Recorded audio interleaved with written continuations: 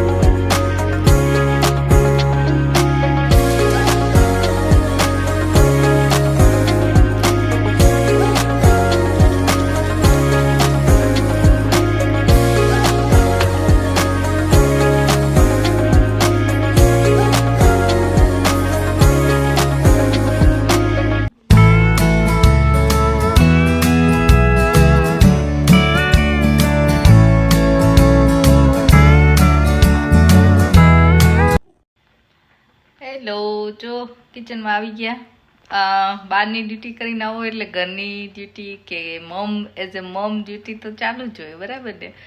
આજે થોડી વહેલી આવી ગયેલી તો થોડી થાકી ગઈ, તો મને ઊંઘ આવી ગઈ. નોર્મલી મને બપોરે ઊંઘ આવે જ નહીં કોઈ દિવસ.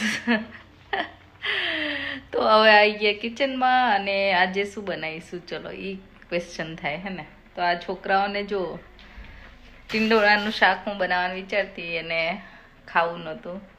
ના તો ટીંડોળા બટેકા જ બનશે, એટલે ટીંડોળા બટેકા પણ ચાતે થોડા પાસ્તા મૂક્યા છે એ લોકોને કાલે લંચમાં ખાવા માટે. સ્નેહને પણ હવે કાલે લાસ્ટ ડે છે, વહેલા આવી જવાનો છે 12 વાગે, એટલે ઘરે એ લોકોને ક્લાસ પાર્ટીને એવું બધું કરશે એન્જોય કરીને ઘરે. એટલે કાલથી હવે એને પણ વેકેશન, બે ઘરે હોય, એટલે એ લોકોનો લંચનું પણ પ્રિપરેશન કરવાનું અને સાંજનું ડિનર પણ બનાવવાનું. તો હવે રોજ જે, કારણ કે હું એ લોકો લંચ કરે ત્યારે હું હોય નહીં ઘરે, એટલે એ લોકો માટે લંચનું પણ પ્રિપેર થશે હવે. કારણ કે નોર્મલી સ્કૂલે જતા હોય ત્યારે સ્કૂલમાં લંચ હોય, પણ હવે સ્કૂલે જતા નથી, વેકેશન છે, એટલે ઘરેથી જ.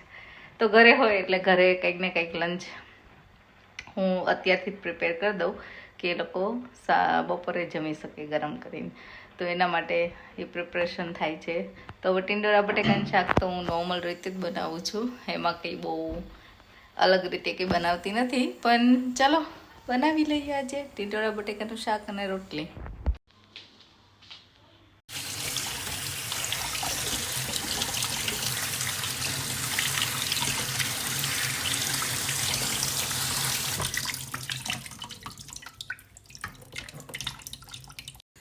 તો આપણે ટીંડોળાનું શાક બનાવીશું કુકરમાં અને આપણે રાઈથી ચાલુ કરીશું. તેલ આવી જાય એટલે થોડી રાઈ નાખીશું.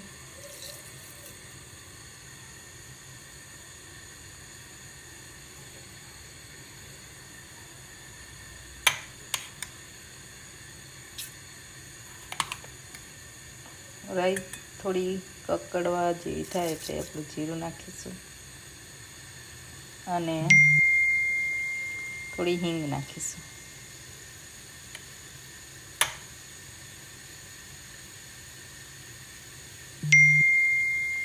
મેં કીધું એમ હું સાદું ને સિમ્પલ જ ટીંડોળાનું શાક બનાવું છું. તમે કઈ રીતે બનાવો છો? અલગ રીતે ઘણા બધા ગ્રેવી બનાવીને બનાવતા હોય છે, ઘણા ભરેલા બનાવતા હોય છે, ઘણા આપણે રીંગણ બટેકાનો મસાલો કેમ કરીએ ભરવાનો, એવો મસાલો નાખીને પણ બનાવતા હોય છે.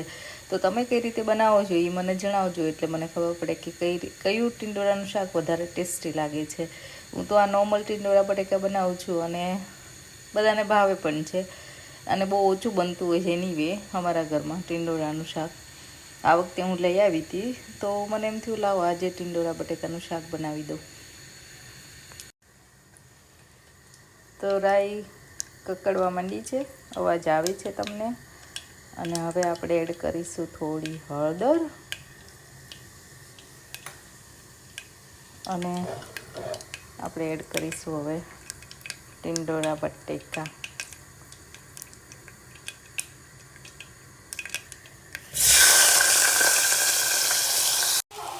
તમે આ નાખ્યું છે ધાણા જીરું અને હવે લસણની ચટણી થોડી નાખીશ અને એના પ્રમાણે આપણે લાલ મરચું, અમે બહુ તીખું ખાતા નથી એટલે માપનું, ના મરચું પણ એની તીખું નથી. અને હવે થોડી સોલ્ટ અને ગરમ મસાલો નાખીશ. થઈ ગયું છે સરસ મિક્સ અને હવે પાણી આમાં હું એડ કરી દઈશ. તો હવે મેં શાકમાં આવી રીતે શાક ડૂબે એટલું જ પાણી એડ કરવાનું છે અને તમે આની જગ્યાએ થોડી ખાંડ નાખવી હોય, ખાંડ અને લીંબુ તો પણ નાખી શકો છો, અથવા તો ગોળ થોડો. તો આ રીતે શાક હવે હું કુકર બંધ કરી દઈશ અને 4 કે 5 સીટી થાય એટલે થઈ જશે.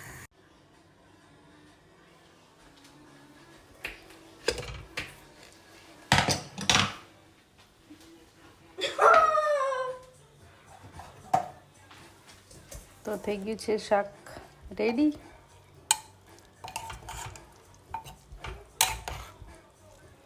અને રોટલી પણ થઈ ગઈ છે. તો હવે બનાવીએ છીએ અમે પાસ્તા લંચ માટે. તો જો જાતે વેજીટેબલ બધા કટ કરી દીધા છે. આ ઓલિવ ઓઇલ લઈ લીધું છે. આમાં મેં કટજેટ, પેપર, ઓનિયન બધું એડ કરી દઈશ અને આ સ્વીટ કોર્ન પણ નાખાઈ ગઈ છે. હવે આપણે આને સરસ એકદમ સતળાઈ જાય અને આ કટજેટ ચડતા જાય ને બહુ વાર નથી લાગતી, એટલે એકદમ સરસ ફટાફટ. પેપર ચડતા વાર લાગે ને એટલી જ વાર લાગે. એટલે હવે આપણે એવી રીતે બધું મિક્સ કરીને થોડી વાર ચડવા દઈશું. વેજીટેબલ્સના ભાગનું સોલ્ટ નાખ્યું કેમ કે પાસ્તામાં એડ કર્યું છે. હવે મિક્સ હર્બ્સ એડ કરીશ, ચીલી ફ્લેક્સ અને આ પેપ્રિકા. પેપ્રિકા ન હોય તો તમે લાલ મરચું પણ નાખી શકો. અને હવે પાસ્તા સોસ એડ કરીશું. આ પાસ્તા સોસ પણ મેં એડ કરી દીધો છે અને હવે આપણે પાસ્તા એડ કરીશું. તો આ રીતે થઈ ગયા છે પાસ્તા રેડી. તમે આમાં ચીઝ નાખીને ખાઈ શકો, માયોનીઝ પણ નાખી શકો, જે તમારી ચોઈસ પ્રમાણે નાખવું એ નાખી શકો. તો આ રીતે પાસ્તા બનાવું છું. શેનું શાક બનાવ્યું આજ મમ્માએ? તંદૂરી. શું કહેવાય ડેડી? બોલતો પાછું બોલતો સ્નેહ, શેનું શાક બેટા? ના. શું કીધું? તંદૂરી. શું કીધું તે? ઇટ્સ ટિંડોરા. શું કહેવાય? બોલો, ટિંડોરા. ટિંડોરા. Very good. જો સરસ આવડે છે બોલતા. શેનું શાક? ટિંડોરા. આજે છે ટિંડોરાનું શાક. ટિંડોરા બટેકાનું શાક છે ને? તને યાદ આવી ગયું આ શાક મમ્મા બનાવે છે એ? તો છે આજે ટિંડોરા બટેકાનું શાક, રોટલી અને મરચાં, લસણની ચટણી, હે ને.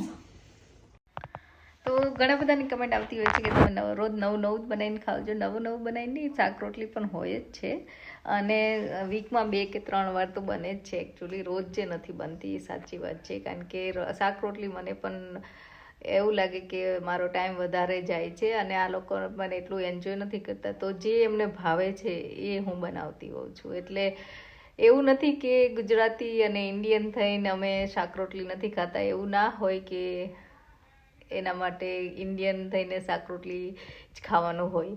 3 ટાઈમ શાક રોટલી હેલ્ધી નથી, એટલા માટે તમારે પણ વેરાયટી ખાવી જરૂરી છે. ડિપેન્ડ્સ તમે કેટલું જમો છો, કઈ રીતે જમો છો અને કેટલા એક્ટિવ છો, બરાબર ને.